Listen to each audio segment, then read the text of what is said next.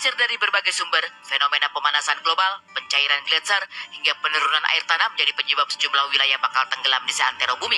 Di Indonesia memang Jakarta, Banten, dan sejumlah wilayah pesisir di Sumatera, Kalimantan, dan Jawa diprediksi bakal mengalami dampak ini.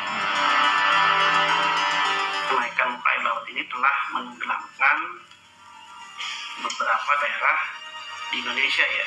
Jadi artinya yang dulu tadinya luasannya seperti sekian hektar gitu ya, si luas pulau-pulau kecil maksudnya sekarang menjadi berkurang. Bahkan secara global ada suatu negara yang hampir kehilangan sebagian besar wilayahnya karena kenaikan muka air laut tadi. Sebagian besar yang tidak di pesisir pantai ya, Jakarta bagian utara, terus Jakarta bagian terus Semarang, terus bagian tadi di Kalimantan, memang penelitian terakhir menunjukkan tadi sekali lagi terjadi kenaikan muka air laut. Jadi ada beberapa daerah yang hilang lah gitu ya akibat kenaikan muka air laut. Jadi itu memang terkonfirmasi setidaknya dalam 20 atau 30 tahun terakhir sudah meningkat ininya sudah menurun gitu loh. Airnya ada proses air laut meningkat juga si tanahnya itu jadi penurunan gitu.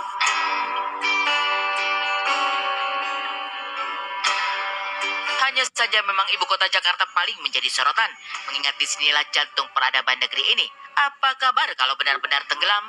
Apalagi memang di kancah internasional, secara gamblang Presiden Amerika Serikat, Joe Biden serta NASA pernah menyinggung soal kemungkinan Jakarta akan tenggelam 10 tahun lagi. Isu ini lantas menjadi begitu laku bak bola liar di berbagai laman pemberitaan dan diskusi-diskusi perubahan cuaca di tingkat global maupun regional. Sekarang, mari kita bermain sejenak dengan sejumlah data terkait gonjang-ganjing tenggelamnya Jakarta di 2030. Sejauh ini, setidaknya ada 3 premis yang mungkin saja bisa menjawab berbagai pro kontra yang ada. Pertama, teori ketinggian muka air laut.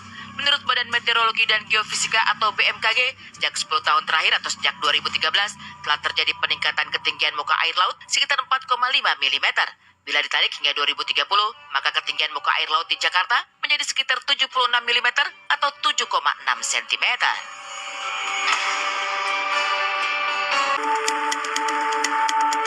Kedua, teori penurunan muka tanah di Jakarta. Menurut Bappenas, sejak 2019, rentang penurunan muka tanah yang disebabkan oleh eksploitasi air tanah berlebihan di Jakarta berkisar antara 3-18 cm per tahunnya.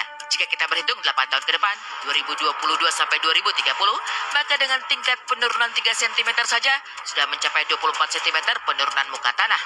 Bila digabungkan kenaikan muka air laut dan penurunan muka tanah, maka bisa disimpulkan pada 2030 ketinggian muka laut di Jakarta menjadi 30-an centimeter. Ketiga, gabungan teori ketinggian muka air laut dan penurunan muka tanah seolah menebarkan kajian lain yang sudah ada sebelumnya, bahwa ketinggian air muka air laut pada 2030 mencapai 36 cm atau 120 cm atau 1,2 meter pada tahun 2100. Yang patut dicatat di sini adalah kajian ilmiah ini juga memproyeksikan ketinggian muka air laut Jakarta di angka 30-an cm di 2030.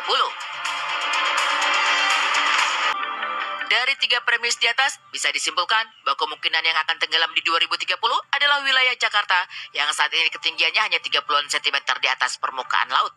Lantas wilayah mana sajakah itu? Mungkinkah langkah-langkah preventif atau pencegahan bisa meminimalisir atau minimal menunda ibu kota tenggelam hingga di ketinggian 30 cm pada 2030?